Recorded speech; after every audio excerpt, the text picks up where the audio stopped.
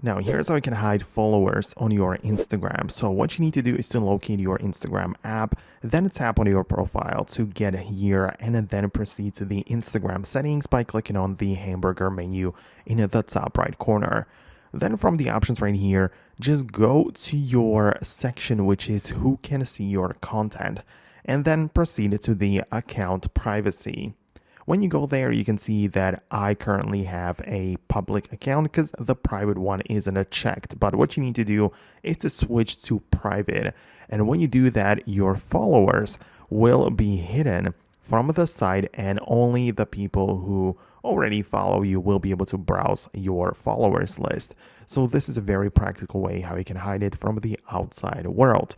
Then you also have some other things which you can check out right here in terms of your privacy. So just check it out and make sure you do everything right so you are happy with the way your Instagram works. Let me know what you think below. Most definitely subscribe for more tutorials and guides like this one.